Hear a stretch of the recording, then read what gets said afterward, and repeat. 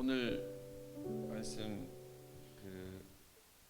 사무엘상 2장 말씀 같이 이제 볼 건데요. 2장 1절에서 11절까지 보려고 합니다. 말씀을 좀 띄워놔 주시고요. 네. 잘들 지내셨어요? 네. 어제 또 그 수련회 장소 보러 왔다 오신다고 또 수고하신 분들도 있으시고, 네. 한 주간 그 사신다고 애들을 많이 쓰셨을 거라고 이렇게 생각을 합니다.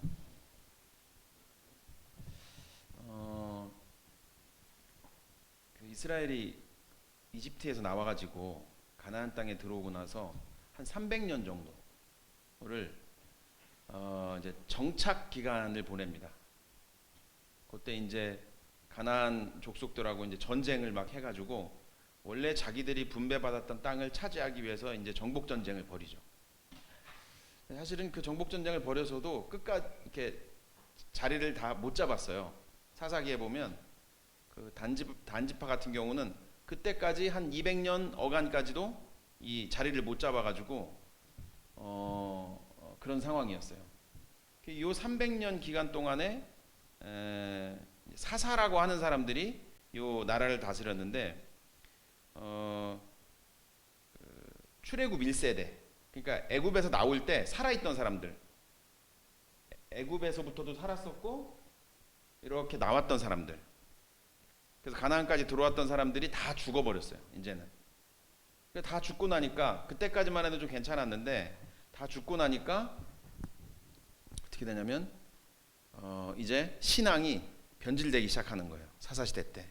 그리고 이제 이스라엘에서는 신앙이 변질된다는 얘기는 곧 무슨 얘기냐면 공동체가 붕괴되고 와해되기 시작한다는 거거든요. 혼란에 빠져요, 이스라엘 민족이. 이때 이제 각 지파에서 사사라고 불리는 사람들이 일어나가지고 문제가 생길 때마다 그걸 해결하고 하기는 했는데 여전히 불안하고 상당히 이제 어려운 상황이었던 거죠. 사사기 17장부터 가면 17장부터 17, 18, 19, 20, 21 이렇게 5장을 가면 그 무슨 이야기가 나오냐면 거기에 레위 지파, 그 다음에 그 제사장 그룹이 부패한 이야기가 나와요. 뭐 일반인이 뭐 자기가 제사장 노릇하고 집에다 신당 차리고 또 그 뭐 엄마 되는 사람은 하나님 찬양한다고 뭐 저 은으로 신상 만들어서 집에다 세워놓고 또 레위 넣어서 데려다가 자기 집에 전속 그 제사장으로 또 세우고 돈을 주고, 뒤에 가면 또 레위인이 또 첩을 또 어디서 얻어가지고 그 첩이 집을 나갔네, 또 그 집 나간 사람 데리러 간다고 갔다가 데리러 오면서 또 사단이 나가지고, 그러다가 또 이제 지파끼리 싸움이 붙어가지고 한 지파가 완전히 이스라엘에서 다 없어지게 생긴 상황이 또 되고, 그래서 또 그걸 또 어떻게 채우나 고민하다가 또 뭐 그러다가 이제 12지파가 막 서로 막 싸우고, 또 나중에는 싸움하다 그 싸울 때 힘을 보태지 않은 지파가 있다고 그래서 또 그 지파랑 또 싸우고, 완전 난리가 나는 거예요. 이 이스라엘이 굉장히 혼란하고 무질서한 속에 이스라엘이 지금 그 사사 시대를 보내고 있었던 거야. 그게 아주 이제 심해져가는 상황이었죠. 그때 이스라엘을 구원할 사람이 등장하는데 그게 누구냐면 누굴까요? 사무엘. 네, 사무엘이요. 요 이제 1장에 또 한 명의 중요한 인물이 등장하는데 이제 엘리라는 사람이에요. 당시 제사장입니다. 아마 대제사장이었던 것 같아요. 뭐 저 이번 주에 그 지난주에 어떤 기자가 와가지고, 기자분이 와가지고 이제 우리 목사님 뭐 이렇게 설교를 기사를 이제 올렸는데 그렇게 올렸더라고요. 엘리가 윤석열과 마찬가지라고, 윤석열 같다고 그렇게 올렸더라고요. 근데 목사님 설교 그렇게 하지 않으셨거든요. 그러니까 기자가 좀 자의적으로 그렇게 하신 것 같은데 엘리가 그 정도는 아니에요. 엘리는 악한 사람은 아니에요. 왜요? 요거는 웃으라고 드린 말씀 아닌데. 엘리는 악한 사람은 아니었어요. 워낙 나이가 많고 둔해 가지고 이제 제사장이나 사사로서의 역할을 제대로 해내지 못하고 있었던 상황이죠. 예를 들면 1장에 보면은 백성들은 성막에 찾아와 가지고 기도하러 찾아오는데 엘리는 막 나이도 많고 힘이 없으니까 그냥 성전문에 이렇게 앉아 있는 사람. 그렇게 묘사가 되고 있어요. 또 막 한나가 말 못할 고통으로 인해서 하나님 앞에 울부짖고 막 기도하다가 지쳐가지고 또 소리가 이제 잦아들고 막 이러니까 뭐라고 거기다 대고 뭐라고 또 핀잔을 주냐면 술 먹었지. 이런 사람. 백성의 고통, 어떤 백성의 사정 이런 것들을 몰라주고 그렇게 핀잔이나 주는 사람으로 그려지고 있어요.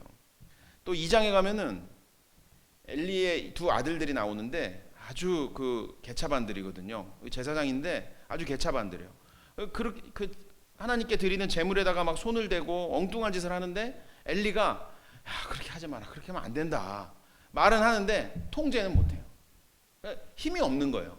이미 힘이 다 빠지고 더 어떻게 자기가 하지 못하는 그런 이제 사람으로 그려지고 있는 거죠. 이게 당시에 말하자면 이런 엘리의 가족의 이 모습이 당시 사사시대의 이 성직자들 레위 지파나 레위 사람들이나 제사장 그룹이 얼마나 무능력하고 얼마나 신앙에서 멀어져 있는가 부패해 있었는가 하는 것을 단적으로 보여주는 그런 모습이죠. 이 엘리의 모습이.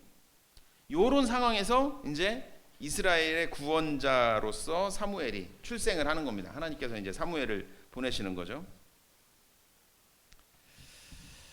그래서 이제 한나가 아이를 낳지 못해가지고 그렇게 이제 늘 울부짖고 괴로움 속에서 지내다가 사무엘을 잉태를 하고 그리고 출산을 하죠. 그 어떻게 하냐면 하나님께 사무엘을 갖기 전에 하나님 나에게 주시면 이 아이를 나실인으로 하나님께 바치겠습니다. 그렇게 소원을 했잖아요. 그래서 아이가 나서 젖될 때까지 기다렸다가 제 생각할 때는 우리 나이로 한 2살 정도 여유 있게 잡아서 젖을 떼자마자 어떻게 하냐면 이 아이를 엘리에게 데리고 가가지고 엘리 밑에다 둬요. 사무엘을. 그래가지고 거기서 성막에 봉사하는 일을 섬기는 일을 배우게 하잖아요. 도제로 보내는 거죠. 그걸 생각해 보세요, 여러분. 엘리가 어떤 사람인지 한나가 알았을까요, 몰랐을까요? 누구보다 잘 알겠죠. 엘리의 아들들이 어떤 사람들인지 자자했어요, 소문이. 그러면은 여러분 같으면 아무리 소원을 했지만 사무엘을 거기로 보내고 싶겠어요? 거기 엘리 밑으로 보내면 이제 사무엘은 누구랑 지내는 겁니까? 엘리의 아들들하고 지내는 거예요. 막 이제 번제를 드리려고 하는데 고기를 태워야 되는데 구워야 되는데 와가지고 그냥 막 생고기 딱 찍어가고 가가지고 수육해 먹는다고 육회 먹는다고 생고기를 막 찍어가요. 그러니까 이제 그 제사 시중 드는 레위인들이 아유 가져가시면 안 된다 그러니까 야 우리 주인님이 생고기 육회 먹고 싶대. 그러고서는 그 생고기를 가져가는 거예요. 그런 홈리와 그러니까 이제 2장에 나오는 얘기예요. 그 홈리와 비느하스가 그런 악행을 저질렀다고요. 그리고 성전에 찾아오는 여인들하고 부정한 관계를 맺고 그런 애들이 제사장으로 있었는데 거기에 이제 2살 된 애를 한나가 보낸 거예요. 거기다 맡긴 거예요. 거기서 성막 섬기는 일을 배우라고 보내시겠냐고요. 하나님께 성원 아무리 했어도 다 보낼 것 같으시네요. 보니까 눈빛이 당황스럽네. 저는 당황스럽네. 우리 같으면 엘리에게 맡기지 않을 것 같아요. 저 같아도 쉽지 않을 것 같아요. 근데 한나가 맡겼어요. 한나는 무슨 믿음이 있어서 그 서원을 그렇게 지켰을까? 아무리 소원했다지만 무슨 믿음이 있어서 그렇게 했을까? 대단한 것 같아요. 무슨 믿음이 있을까요? 한나에게는 아마 그 아이를 전혀 가질 수 없는 상황에서 너무나 기적적으로 아이를 갖게 되면서 거기서 하나님에 대한 믿음, 어떤 신뢰 이런 게 생겼던 것 같아요. 그리고 그 비천한 자신의 기도를 들으신 하나님이 사무엘도 돌보고 책임지시겠지라고 생각하지 않으면 어떻게 애를 거기로 보내겠냐 이거죠. 실제로 사무엘이 2장에 가서 보면 아주 훌륭하게 자랐어요. 거기서도 엘리의 아들들의 영향을 전혀 받지 않고 아주 훌륭하게 자랐어요. 여러분 그 출애굽기에 보면 하나님이 모세 어린 아기 모세를 어떻게 어디서 키웠는지 아세요? 어디서 키웠습니까? 예. 바로가 이집트의 통치자 바로가 이스라엘의 그 산후조리사들한테 시켜가지고 산파들이죠. 산후조리사라기보다는 산파들한테 시켜가지고 그 신생아들 남자들은 다 그냥 강물에 갖다 버려라 그랬잖아요. 근데 이 겨우 숨겨가지고 3개월 동안 숨겨놨는데 이제 뭐 울음소리도 너무 커지고 하니까 얘를 키우지 못하니까 갈대상자에다가 얘를 담아가지고 물에다 떠내려 보냈는데 그게 마침 어디로 갑니까? 바로의 저기 공주한테 가잖아요. 그 애굽의 공주한테. 그래서 모세가 궁전에서 살아요. 왕궁에서. 당시에 가장 안전한 데가 어디였을까요? 바로의 궁전이죠. 바로의 집만큼 안전한 데가 어디 있겠어요. 하나님이 모세를 바로의 턱 밑에다가 딱 박아놓고 그냥 거기서 키우시는 거예요. 심지어는 친엄마 젖 먹으면서 살게 하셨어요. 그죠? 그 친엄마가 젖 먹이면서 뭐 했습니까? 거기서 또 너 이스라엘 사람이다. 너 하나님의 백성이다. 네 조상은 아브라함이고 하나님이 그 아브라함을 불러내서 그에게 원대한 하나님의 나라에 대한 계획을 주셨다. 넌 이스라엘 사람이다. 넌 선택받은 백성이다. 그 민족 교육을 계속 시킨 거예요. 그러니까 어떻게 했습니까? 나중에 장성해가지고 자기 민족 이스라엘 사람이 이집트 군인에게 학대당하고 있으니까 가가지고 그 이집트 군인을 죽이고 자기 민족을 구해내잖아요. 하나님이 가장 안전한 곳에 두시고 거기서 모세를 그렇게 잘 키워내셨단 말이죠. 하나님 나라를 알고 나니까 어떻습니까? 이 세상은 참 문제가 너무 많아. 알면 알수록 이 세상은 문제가 너무 많고 어쩔 때 무서운 생각도 들어요. 힘을 가진 사람들, 거대한 권력과 자본을 가진 사람들이 이 세계를 움직이는 어떤 그런 흐름을 조금 이렇게 보게 되면 좀 무서워요. 섬찟해요. 여러분과 저 같은 사람의 목숨은 목숨도 아니에요.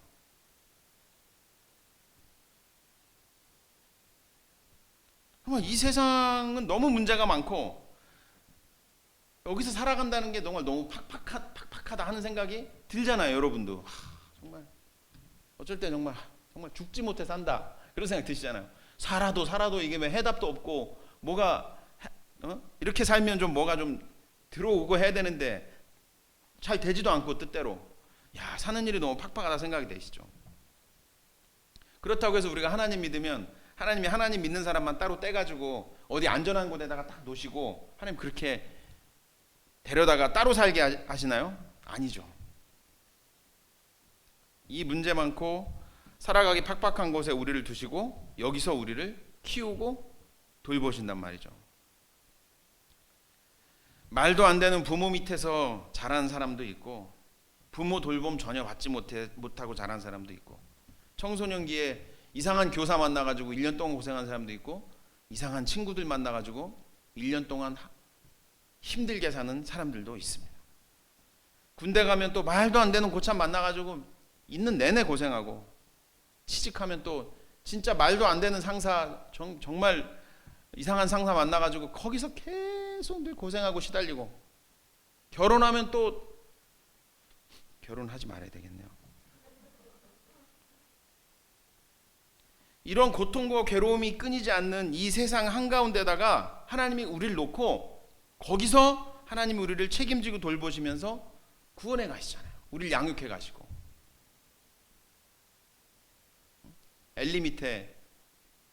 엘리의 두 아들 밑에서 하나님이 사무엘을 잘 키우신 것처럼 이 문제 많은 곳에 우리 두시고 하나님이 잘 키우신다. 하나님 자신 있으니까.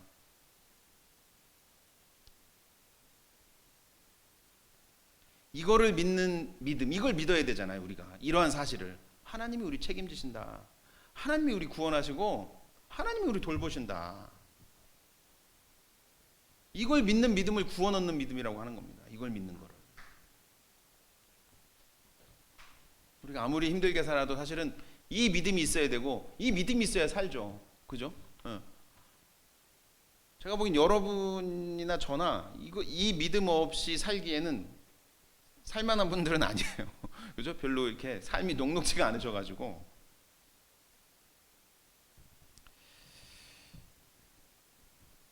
우리만 그런 건 아니죠.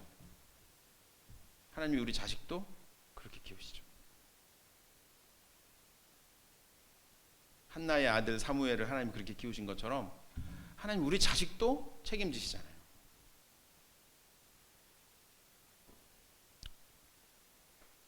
우리 자식 책임지니까 우리 형구 형제가 저렇게 잘 주일 되면 늘 PPT 다 만들어 가지고 토요일 날 만들어서 보내고 일부 예배 때도 와서 저걸 하고 청년부 또 활동도 하고 IVF 활동도 하고 내비게이터 활동도 하고 저러는 거잖아요. 하나님 책임지셔서. 형구만 그런 건 그러지 않겠죠. 우리 수연이, 희연이, 저희 아이들, 우리 이일영 교우님 자녀들, 강석 교우님 자녀들 다 하나님 우리 키우신다는 그런 생각 가지고 그런 믿음 가지고 우리가 계속 하나님께 기도하고 의지해야 되겠죠. 한 가지 더 생각해 볼 거는 뭐냐면 우리가 이제 2장 1절에서 11절까지 한나의 그 찬양, 한나의 노래가 나오는데 이 노래를 언제 한나가 불렀느냐 정확히 말씀드리면 한나가 불렀다기보다는 이 사무엘서 기자가 어느 시점에다가 이 한나의 노래를 기록해 놨느냐. 언제냐면 사무엘을 낳았을 때 혹은 사무엘을 가졌을 때가 아니고 지금 사무엘을 엘리 집에다가 성막에 있는 데다가 놓고 나오면서 이 노래를 부른 거예요. 하나님을 찬양한 거예요. 놓고 나오면서 이제 젖된 아이를 엘리 밑에다가 두고 나오면서 하나님을 찬양하는 노래를 불렀다고요. 잘 이해가 안 되죠. 아니 사무엘을 가졌을 때 불렀으면 너무 이해가 되고 사무엘이 낳았을 때 불렀으면 정말 잘 이해가 될 텐데 지금 한나는 이 어렵게 얻은 아이를 잃어버린 거잖아요. 말하자면 잃어놓고 나서 하나님을 찬양하는 거잖아요.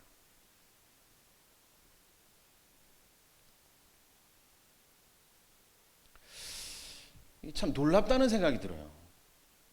제가 이거를 보면서 참 신앙의 기쁨이라는 게 뭘까? 저만 해도 일단 저한테 좋은 일이 생기면은 되게 좋고 기쁘고 그래서 뭐 하나님이 은혜를 주셨다. 우리 잘 될 거야. 이런단 말이에요. 근데 지금 한나 같은 경우는 전혀 그것이 아니고 자기가 하나님께 대한 서원을 이행하였을 때 거기서 기쁨을 느끼고 하나님께 찬양을 드렸다는 거예요. 자기가 하나님께 신실하게 대했을 때 우리는 하나님이 우리에게 신실하게 대했을 때는 기뻐하고 찬양하는데 우리가 하나님께 신실하게 했을 때 지금 한나는 노래를 하고 있어요. 아이를 잃었는데 1년밖에 품에 안고 있지 않던 아이, 그 귀한 아이를 두고 나오면서 자기가 하나님께 서원을 이행한 것 때문에 하나님을 높이고 자 기쁘다고 지금 노래한다고요.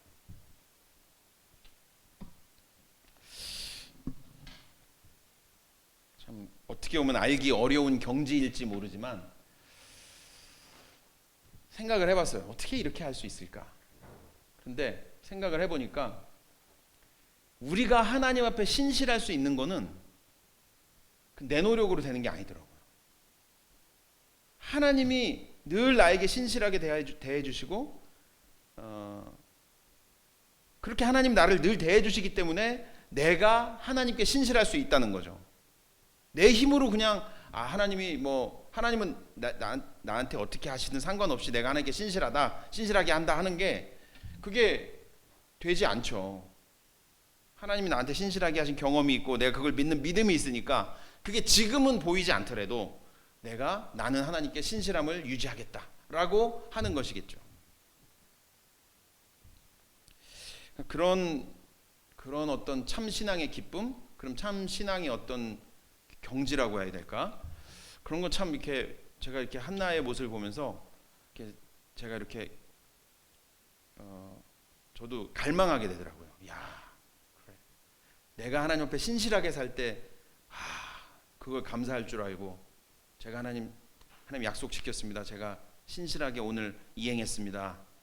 제가 하나님 원하시는 대로 했습니다. 이러면서 그게 너무 기쁘고 감사해서 하나님 찬양하는 거. 이건 너무 놀라운 것 같아요. 오늘 본문 같이 한번 읽어보겠습니다. 2장 1절에서 10절까지 2장 1절 10절까지 제가 지금 약간 말이 발음이 좀 약간 좀 흐릿하죠? 괜찮으세요? 제가 지금 너무 어지러워요. 왜냐면은 어제부터 계속 설사하고 있는데 오늘 제가 7시쯤 교회 왔거든요. 2번 더 하면 이제 10번 하는 거예요. 지금 이제 너무 어지러워가지고 지금 약간 좀 저기 돼요. 혹시 조금 그렇더라도 이해해 주세요. 2장 1절부터 10절까지 같이 한번 읽겠습니다. 2장 1절부터 10절까지 내용을 좀 잘 한번 이렇게 보면서 읽어주세요. 시작. 한나가 기도로 아뢰었다. 주님께서 나의 마음에 기쁨을 가득 채워주셨습니다. 이제 나는 주님 앞에서 얼굴을 들 수 없습니다. 앞에서도 자랑스럽습니다.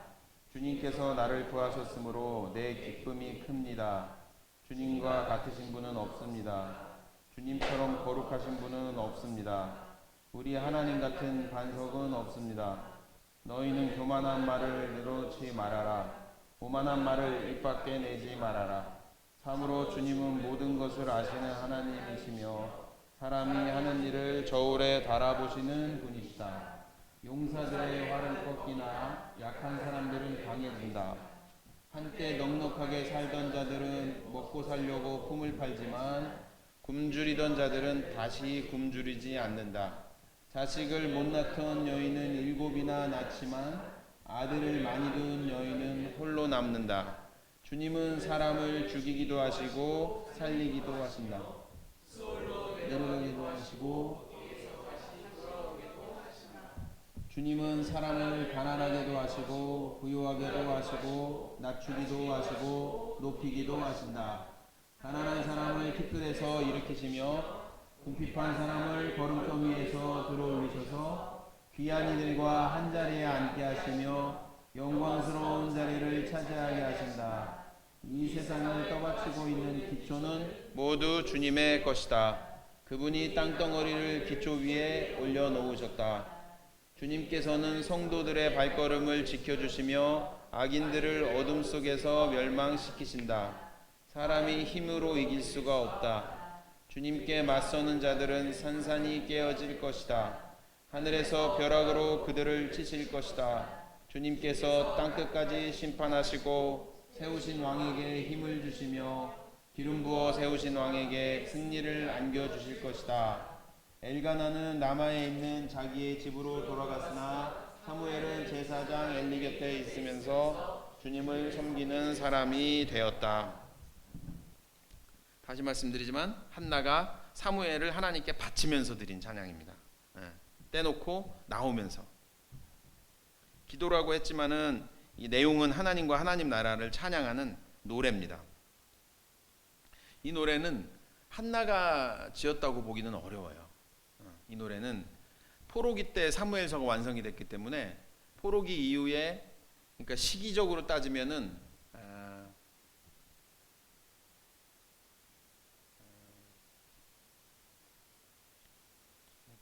한 6 지금 요 한나의 시대로부터 한 700년쯤 800년 한 800년 900년쯤 뒤에 이 사무엘서가 말하자면 완성이 됐다고요.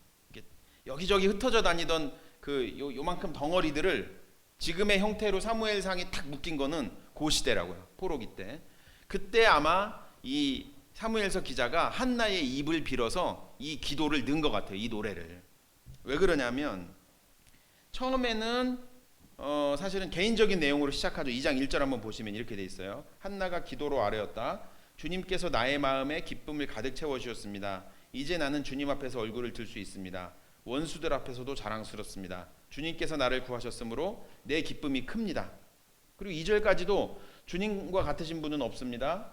주님처럼 거룩하신 분은 없습니다. 우리 하나님 같은 반석은 없습니다. 라고 해서 얼마든지 개인적인 어떤 그런 노래로 우리가 볼 수 있는데 이제 뒤에 가면은 내용이 점점 더 이게 확대가 돼요. 너희는 교만한 말을 들어놓지 말아라. 막 이렇게 하면서 용사들의 활은 꺾이나 악한 사람들은 강해진다. 넉넉하게 살던 자들은 먹고 살려고 품을 팔지만 굶주리던 자들은 다시 굶주리지 않는다. 막 이렇게 하고 주님은 사람을 죽이기도 하고 살리기도 하신다. 이런 얘기도 하고 가난하게도 하고 부유하게도 하신다. 낮추기도 하고 높이기도 하신다.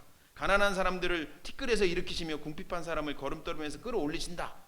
그리고 귀한 이들과 한 자리에 앉게 하신다. 이런 얘기들을 한다고요. 결정적으로 10절에 가면 뭐라고 말하냐면 이렇게 말합니다. 주님께 맞서는 자들은 산산이 깨어질 것이다. 하늘에서 벼락으로 그들을 치실 것이다. 주님께서 땅끝까지 심판하시고 세우신 왕에게 힘을 주시며 기름 부어 세우신 왕에게 승리를 안겨주실 것이다. 한나 때 왕이 있었나요? 없었죠. 왕이 없었잖아요. 사사시대니까.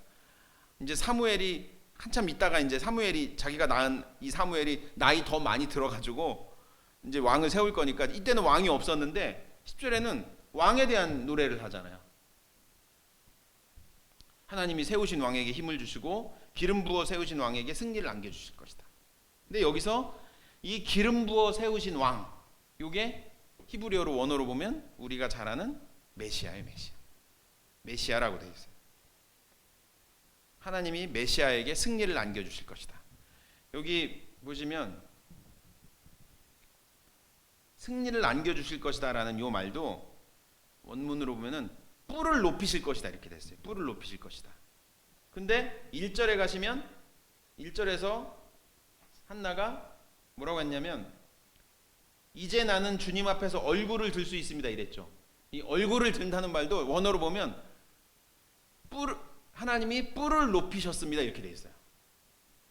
제 뿔이 높아졌습니다 이렇게 돼 있다고요. 그러니까 한나가 하나님 제 뿔이 높아졌습니다. 하나님 감사합니다 라고 노래했는데 마지막 절 가면 하나님이 메시아의 뿔을 높이실 겁니다 라고 노래를 끝낸다고요. 그러니까 이거는 한나가 사실 지었다고 보기는 좀 어려울 것 같고 포로기에 처해 있던 이 포로기의 백성들을 향해서 이 한나의 입을 빌어서 결국은 마지막에 하나님이 이 포로기를 끝내고 우리를 해방시켜줄 메시아를 보내실 것이다. 그 메시아를 통해서 우리에게 승리를 안겨주실 것이고 승리를 안겨주실 것이다. 우리를 구원하실 것이다. 지금 그 말을 지금 그 노래를 지금 말하자면 한나의 입을 통해서 사무엘서 저자가 불러주고 있는 거죠. 이스라엘이 불러야 될 노래인 거죠.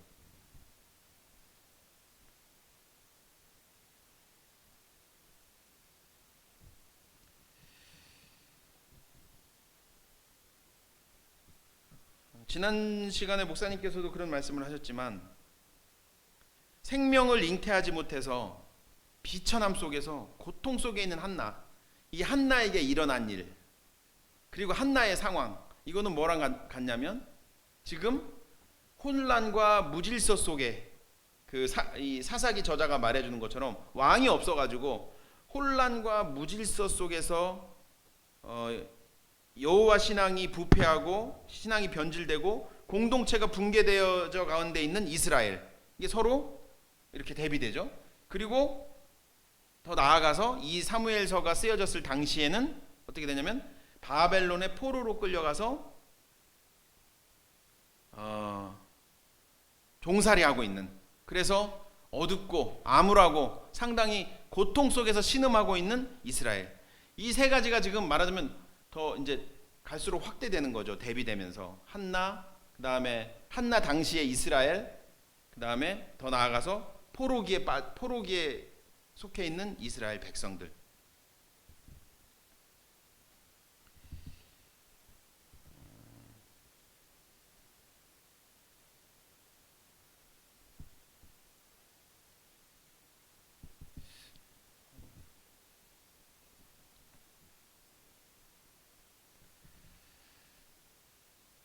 그래서 이 한나의 노래를 통해서 결국은 혼란 속에 있는 이스라엘과 포로기에 있는 이스라엘 백성에게 말하자면 희망과 어떤 그 구원의 메시지, 그거를 지금 전해주고 있는 것입니다. 한번 생각해 보죠, 여러분. 한나가 그 아이를 갖지 못해서 막 늘 고통 속에 있고 하나님께 울부짖고 기도하고 또 분인나가 막 괴롭혀가지고 그것 때문에 속상해하고 막 그러고 있을 때 그렇게 해가지고 기도해서 사무엘을 얻었을 때 한나가 알았을까요?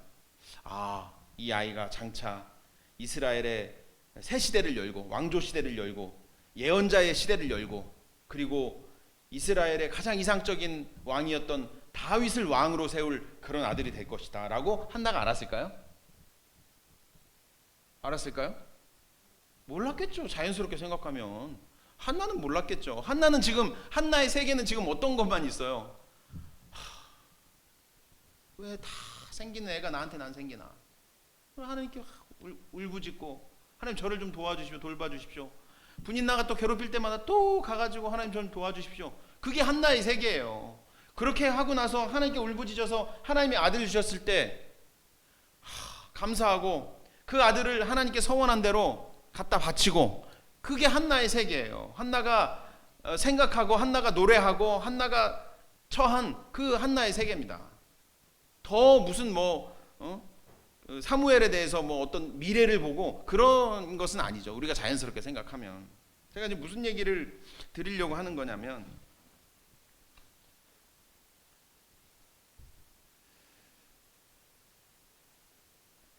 우리는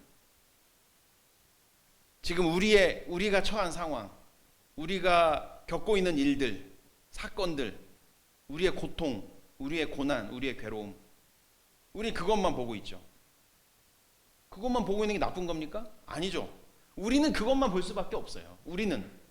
그래서 거기서 늘 계속 하나님께 울부짖고 하나님 도와주십시오라고 기도하고 우리는 그렇게 기도하고 있는데 하나님은 우리가 처한 그 상황과 우리의 기도를 통해서 하나님 무슨 일을 하시냐 하는 거죠. 그게 무슨 일로 연결될지 우리는 알지 못해요. 한나가 자기 고통과 자기 괴로움 속에서 하나님께 울부짖고 거기서 아들을 얻어서 희망을 얻었을 때 그냥 그렇게 한나는 그렇게 했던 것처럼 그것이 한나의 전부였던 것처럼 우리 역시 그렇다는 거예요. 그건 나쁜 것도 아니고 자연스러운 거예요. 그러나 하나님은 그런 한나의 상황과 고통과 기도와 거기서 나온 열매를 가지고 하나님 뭐 하셨냐면 이스라엘 구원하는 일을 하셨잖아요. 우리는 늘 우리의 앞만 볼 수밖에 없고 우리의 고통에 주목할 수밖에 없고 그것이 우리의 전부인 것처럼 생각할 수밖에 없는 존재들이나 그런 우리의 상황과 거기서 우리가 하나님께 드리는 그 기도를 통해서 하나님은 우리가 생각지 못했던 일을 하실 수도 있다는 거죠. 하나님 나라가 어떻게 이루어지냐? 하나님이 이 세상을 구원하시고 새로운 세상을 만드시고 새로운 인류를 창조하실 구원의 계획을 처음부터 세워 놓으셨지만 정작 그 그림이 시작이 되려면 어디서부터 시작이 돼야 되냐면 하나님을 주로 고백하고 아버지로 고백하고 그 하나님께 믿고 순종하는 그 사람들의 인생에서부터 시작하잖아요. 그래야 백성이 생기는 거니까. 그러니 여러분 너무 낙심하지 마시고 우리가 처한 그 고통스럽고 때로는 비천하게 느껴지는 그 상황이 그리고 그 속에서 경험하는 하나님 경험, 하나님 은혜가 사실은 하나님 나라의 시작이기도 하고 하나님이 만들어 가시는 하나님이 완성하시고 마침내 드러내시고 그리시는 그 완성하실 그 하나님 나라의 아주 중요한 일부분이라는 사실을 기억하시기 바랍니다. 우리는 다만 기다리고 소망 가운데 인내하면서 기도하면서 살아갈 뿐이죠. 다시 본문으로 돌아오겠습니다. 이 노래의 가장 큰 특징은 바로 반전 혹은 역전이에요. 반전, 역전이 뭐죠? 상황이 뒤바뀌는 거죠. 뒤집어지는 거. 그거를 반전 혹은 역전이라고 합니다. 불임으로 고통받던 한나가 아이를 낳았어요. 모두 몇을 낳았죠? 6 낳았어요. 6 한나가. 사무엘 바치고 나서 하나님이 3남 2녀 더 줬어요. 반전이죠. 역전됐죠. 비천하던 여인의 지위와 명예가 회복됐습니다. 이게 4절에서 10절까지가 다 이런 내용이에요. 힘센 군인의 활은 꺾이는데 힘없는 사람은 강해진대요. 부자가 일용직 노동자가 되고 배고프던 사람이 배부르게 되고, 불임 여인이 7 아들을 낳고 다산했던 여인이 혼자 외롭게 늙어간대요. 나중에 여호와는 죽이기도 하시고 살리기도 하시고 가난하게도 하시고 부하게도 하시고 낮추기도 하시고 높이기도 하신다. 반전이죠. 역전이죠. 이걸 누가 하신다고요? 하나님이 그렇게 하신다는 거예요. 신약성경 누가복음에 보면 이 한나의 노래와 같은 거의 흡사한 노래가 또 나와요. 누가복음에. 무슨 노래냐면 마리아의 노래. 마리아가 수태고지, 그러니까 예수님을 낳을 거라는 그 천사로부터 고지를 받고 마리아가 부르는 노래가 나와요. 그 노래의 이 내용도 역시 똑같아요. 비슷해요. 반전. 하나님이 반전을 일으키시고 역전을 일으키셔서 나라를 세우신다는 그런 그 내용을 노래를 하고 있다고요. 예수님도 뭐라고 하셨죠? 예수님도 이거에 대해서 얘기하셨어요. 똑같이. 먼저 된 자로서 나중되고 나중된 자로서 먼저 될 자가 많으니라.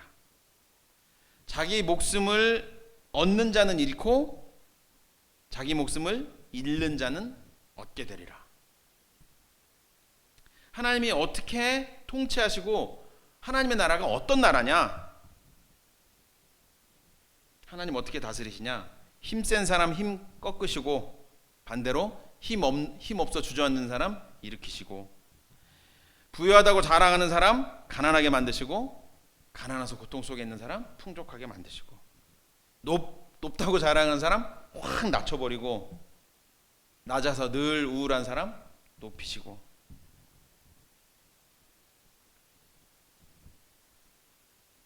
한마디로 죽은 사람 살리고 살아있다고 고개 드는 사람 죽이시고, 하나님 나라가 이런 나라라는 거예요.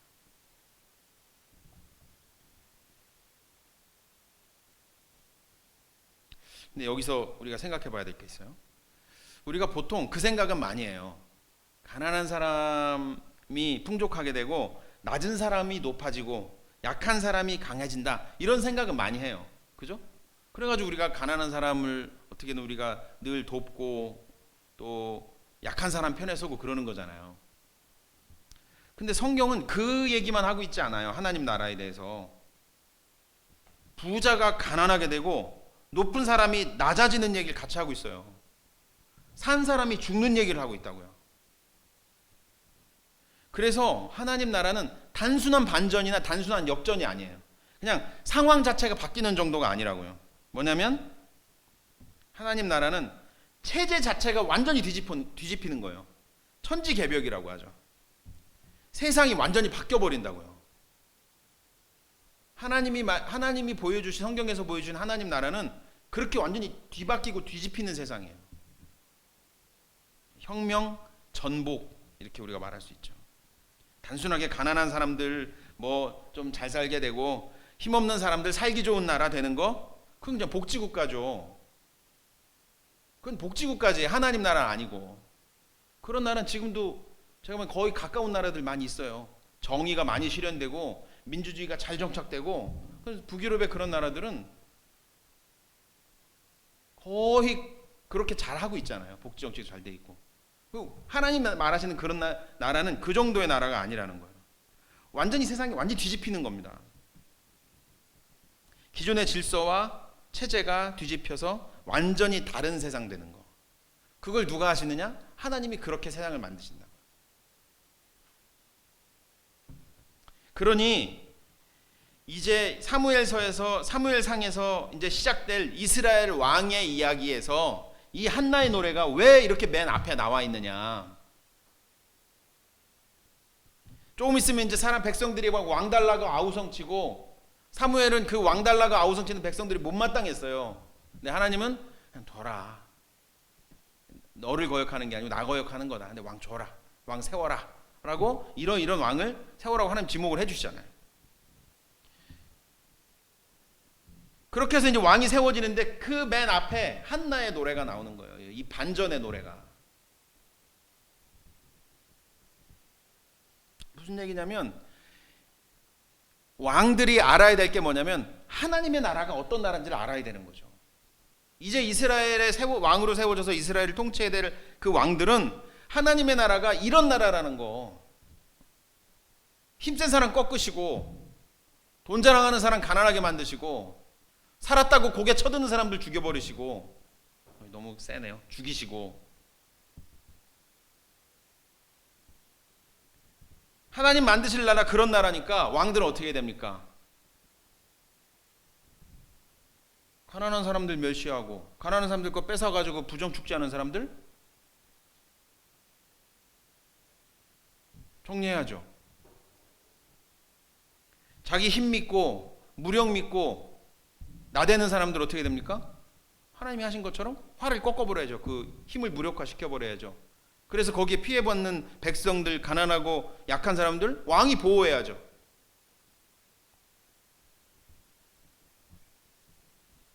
그래가지고 그거를 이제 못해가지고 이스라엘이 나중에 멸망하는 거 아니에요. 그래서 예레미야 같은 선지자가 멸망하기 전에 계속 그걸 외친 거 아니에요. 정의로워야 한다.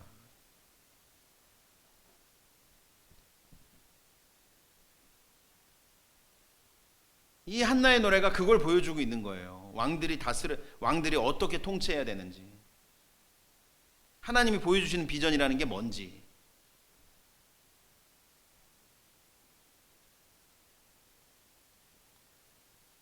그리고 정말 알아야 될 게, 이 나라의 주인이 누구냐, 이 나라를 이렇게 만드시는 분이 누구냐, 하나님이라는 거 왕들이 알아야 되는 거죠. 자기가 이스라엘의 왕이지만 진짜 이스라엘의 주인이 누구고 진짜 이스라엘의 주권자, 진짜 이스라엘의 왕이 누구냐 하는 거를 왕들이 항상 염두에 둬야 되는 거죠. 그걸 제일 잘한 사람이 누굽니까? 다윗입니다. 그걸 제일 잘한 사람이. 다윗이 제일 잘한 게 하나님 의지하는 거잖아요.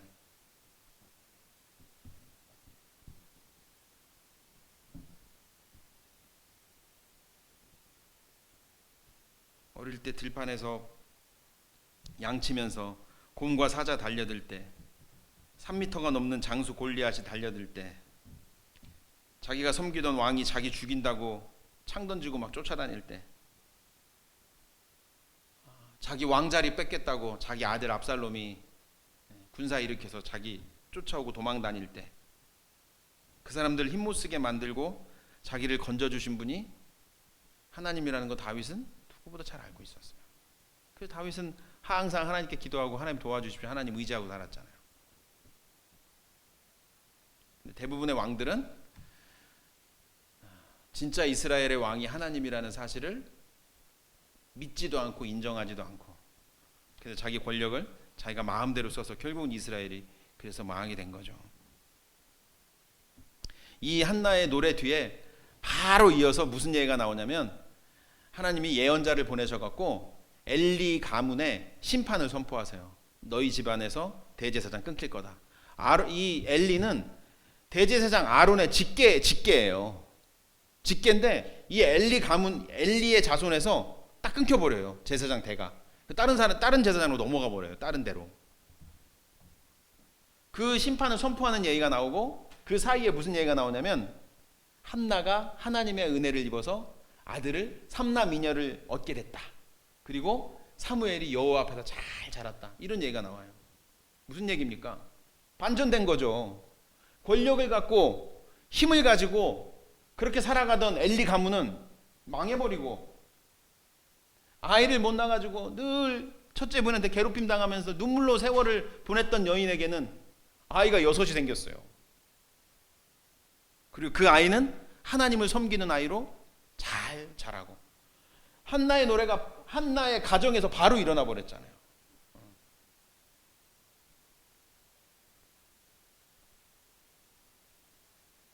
저는 개인적으로 이 하나님의 나라가 우리 정말 이 대한민국에 임하셔서 저 사악하고 몰상식한 윤석열 정권을 끌어내려 주시기를 매일 기도하고 있습니다. 매일. 또 막대한 자본과 군사력을 앞세워서 힘없는 나라에 전쟁을 일으키고 돈을 벌어들이는 미국과 일본 같은 나라들, 러시아 같은 나라들을 심판해 주시기를 매일 기도하고 있습니다. 그래서 억울하게 울던 사람들이 웃고, 망해서 주저앉아 있던 사람들이 일어나기를 매일 기도하고 있습니다. 왜? 그게 우리가 비전이라고 말하는 하나님 나라니까. 그게 하나님 다스리는 세상이니까. 하나님이 이 세상의 진정한 주권자이고 또 통치자이신 하나님이 그렇게 하실 거니까 그렇게 매일 기도하고 있습니다. 이런 반전과 역전의 나라 생각만 해도 좋지 않으세요? 네, 정말 이렇게 됐으면 좋겠어요. 네, 잠깐 기도하겠습니다.